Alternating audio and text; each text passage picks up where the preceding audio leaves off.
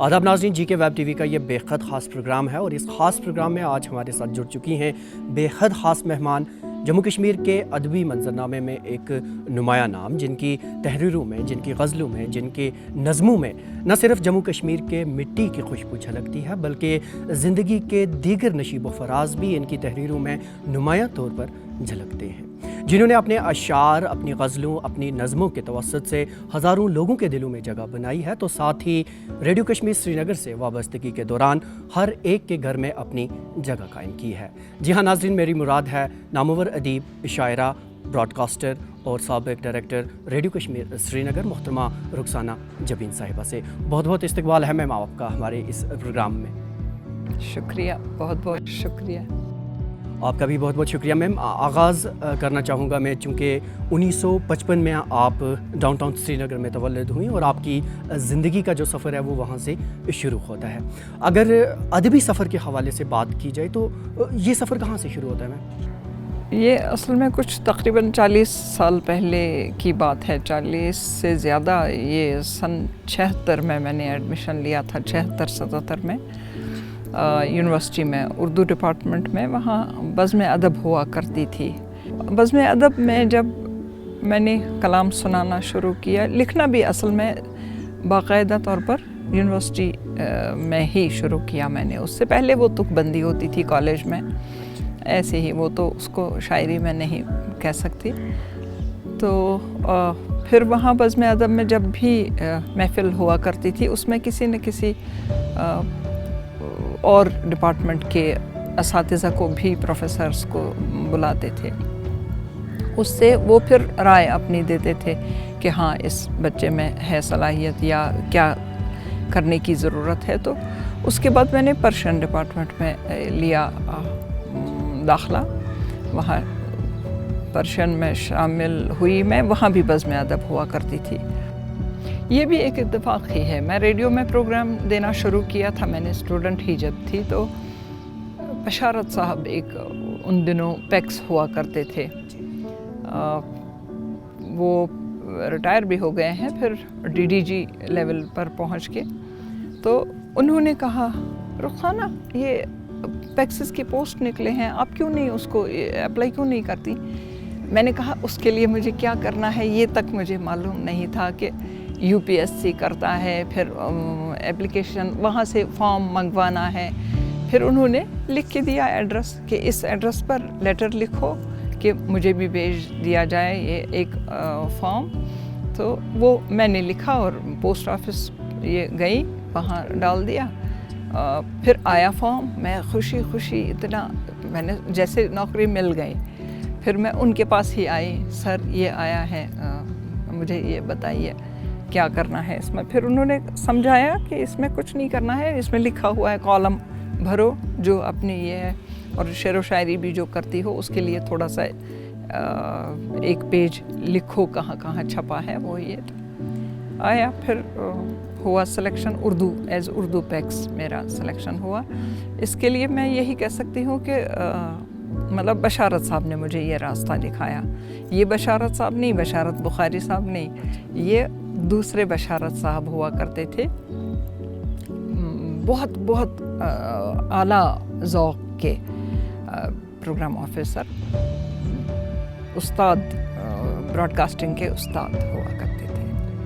Ma'am एक बड़ा ही ज़रूरी सवाल मैं यहाँ आपसे पूछना चाहूँगा, वो ये कि सबसे पहले आप ये बताइए कि रेडियो कश्मीर श्रीनगर के साथ आपकी वाबस्तगी कैसे रही, और चूँकि जिस दौरान आप रेडियो के साथ जुड़ी, चूँकि उस वक़्त का माहौल आज की तरह उतना एडवांस नहीं था, लोगों में उतनी आगाही नहीं थी, और रेडियो, टीवी, इन चीज़ों को बड़ा ही मतलब हमारे घरानों में थोड़ा मायूब समझा जाता था। क्या कुछ हुआ आपके साथ में?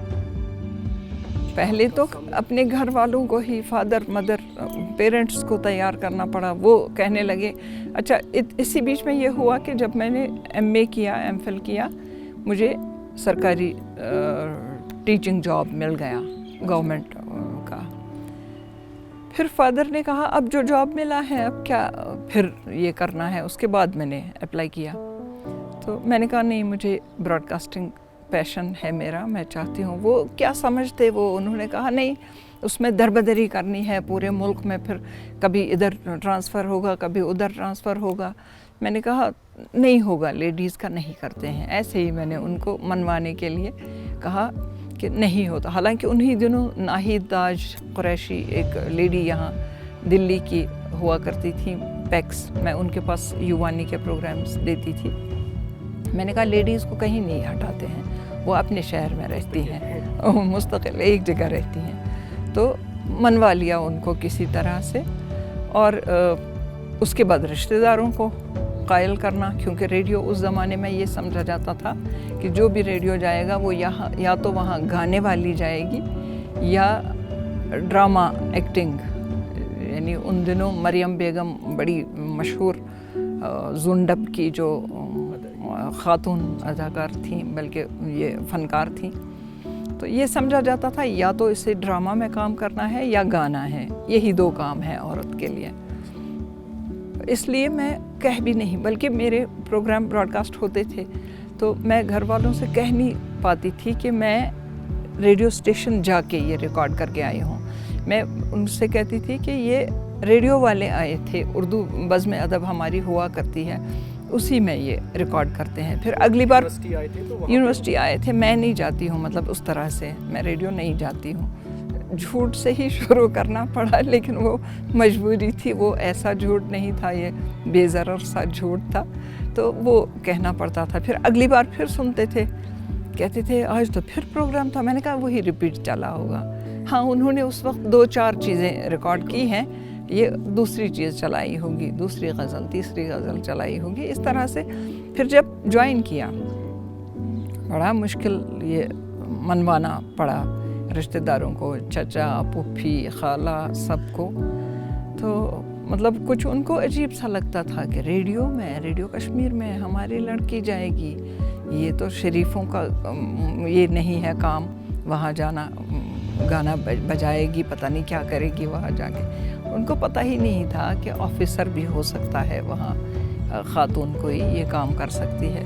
तो बहरहाल बाद में जब उनको पता चला कि हाँ फाइनली कि बिल्कुल, उस वक्त कहने लगी कि हमारी बेटियां भी अगर एडजस्ट हो जाएं वहाँ उनको भी कुछ एडजस्ट कर लें वहाँ। तो ये अब मैम ये बताइए कि क्या आपके घर का माहौल भी अदबी था, और इस बज़्म अदब में आ जाने के बाद मतलब किन किन रसाइल में आप छपती रहीं, आगे बढ़ने का कैसे आपको मौका मिला? अदबी माहौल था। अब खुद एक तरह से इंट्रोस्पेक्शन शुरू हुआ, मैंने भी सोचना शुरू किया कि हाँ ये सवाल तो है कि मैं कौन हूँ, क्या हूँ, कह सकते हैं आप। बल्कि ये भी कि फिर छपा भी बाज़याफ्त में, जो बाज़याफ्त छपता है कश्मीर यूनिवर्सिटी के उर्दू डिपार्टमेंट से एक रिसाला, सालाना रिसाला, उसमें बड़ी मतलब हौसला अफजाई हुई मेरी, हमदे साहब ने की। मैंने उनकी किताब नायाफ्त पर तबसरा लिखा था, वो भी छपा। धरती का लम्स साजिदा ज़ैदी का उन्हीं दिनों छपा था शेरी मजमुआ, उस पर भी मैंने तबसरा किया, वो भी उसी में छपा। और एक गज़ल, वो पहली गज़ल थी मेरी, शब खून में छपती रही मैं, शायर में छपती रही, असरी आ गई, तनाजुर, मफाहिम, जवाज़, जो उस ज़माने में बहुत ये माने जाते थे बड़े अच्छे रसाइल, उनमें छपता रहा मेरा कलाम। मैम आपने जम्मू कश्मीर की बहुत बड़े मुशायरों जैसे कुल हिंद मुशायरे हैं उनमें इनकी नुमाइंदगी की है। मैं जानना चाहूँगा इस कुल हिंद मुशायरों में आपको मतलब जम्मू कश्मीर से बाहर कहाँ कहाँ जाने का मौका मिला है? ऑल इंडिया मुशायरों में शिरकत शुरू की, पहले तो लोकली, उसके बाद ऑल इंडिया मुशायरों में, यानी बड़े बड़े मुशायरे मैंने फिर अटेंड किए। दिल्ली में होता है एक शंकर शाद मुशायरा, वो इस्तिनाद समझा जाता है, जिसको उसमें बुलाया जाए तो वो समझो कि सही शायरों के सफ़ में आ गया। या जश्न जमहूरिया एक मुशायरा होता है, वो मैंने किया है लाल किले में, वो बड़ा मुशायरा होता है। उसके बाद फिर इंटरनेशनल मुशायरे कई हुए, उनमें भी जिनमें अहमद फराज कलाम सुनाते थे, जिनमें परवीन शाकिर होती थी, फहमीदा रियाज होती थी पाकिस्तान से, बड़े बड़े शुअरा यहाँ के, खुद हमारे अपने मुल्क के भी। میم ان مشاعروں میں آپ کے ہم اثر جو شعراء کرام ہوا کرتے تھے ان کے نام بھی اگر آپ گنیں، مطلب کون کون شعراء کرام ایسے تھے جن کے ساتھ آپ کو مان لیجیے اسٹیج شیئر کرنے کا موقع ملا؟ ایک بار مجھے یاد ہے کہ پہلی بار ہی تقریباً جب میں نے پرشین ڈپارٹمنٹ میں سنانا شروع کیا تو راہی صاحب کو بلایا گیا تھا، وہ ان دنوں کشمیری ڈپارٹمنٹ میں ہیڈ تھے. تو انہوں نے جب میرا کلام سنا تو کہا اگر یہ ان کا اپنا کلام ہے تو اس کلام میں وہ بات ہے، یہ بات ہے، یہ بات ہے. میں نارملی بچہ ناراض ہو جائے گا یہ اگر کیوں کہا. مجھے اس سے اندازہ ہوا کہ یہ مجھ سے ایکسپیکٹ نہیں کرتے ہیں کہ اتنا اچھا کلام ہوگا، اس کا مطلب ہے اس میں دم ہے، اس میں کوئی اچھی بات ہے.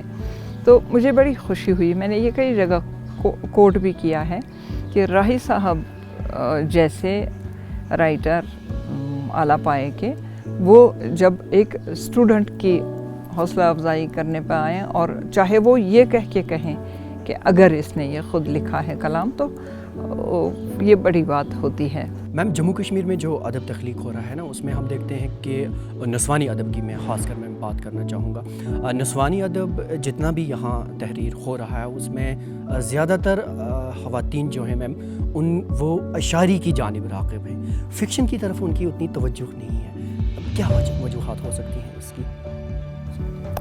ویسے ہی فکشن میں سمجھتی ہوں کہ شعر کہنا آسان ہے، افسانہ لکھنا اتنا آسان نہیں ہے جتنا یہ شعر ہے، کیونکہ یہ اختصار کے ساتھ بات کرنی ہے نا. اس میں پورا جزیات میں جانا ہوتا ہے فکشن میں، اور اس میں زبان پر زیادہ ہولڈ چاہیے.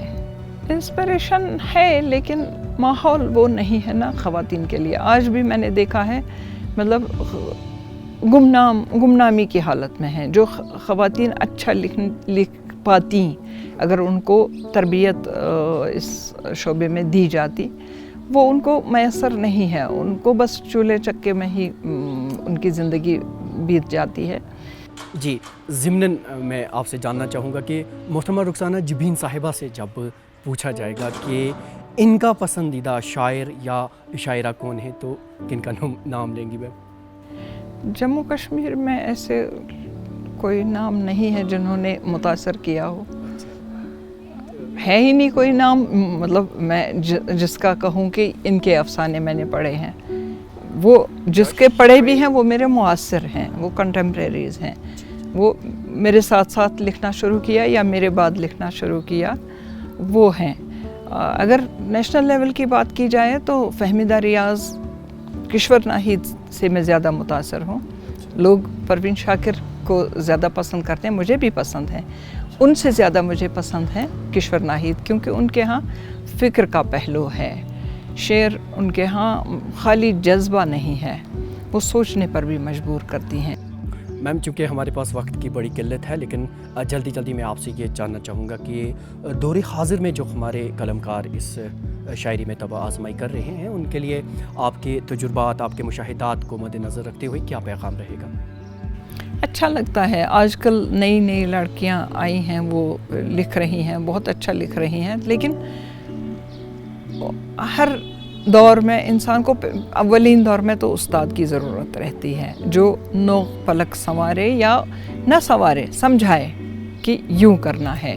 اس میں خود اپنا ہاتھ نہ لگائیں ان کے کلام میں، لیکن ان کی تربیت کریں. اچھے شعر اور برے شعر میں فرق جو ہے وہ ان کو سمجھائیں.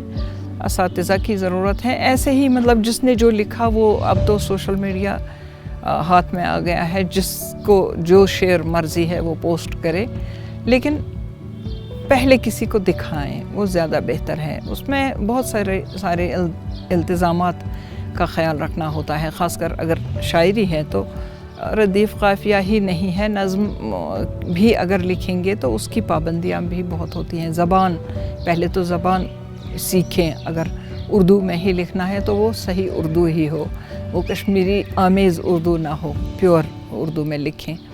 تو کہیں ضرورت ہے ان کو گائیڈنس کی، لیکن دم تو ہے ان میں. نئی نسل میں دم ہے، خوشی ہوتی ہے.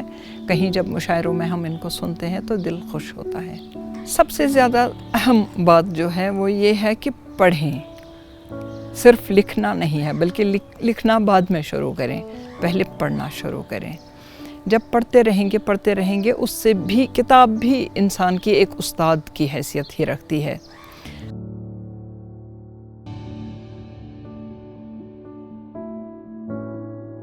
ریٹائرمنٹ کے بعد زیادہ توجہ میں نے گھر پہ دی ہے. تب پتہ چلا کہ گھریلو خاتون ہونا بھی ایک خاتون کی شخصیت کا ایک اہم پہلو ہے.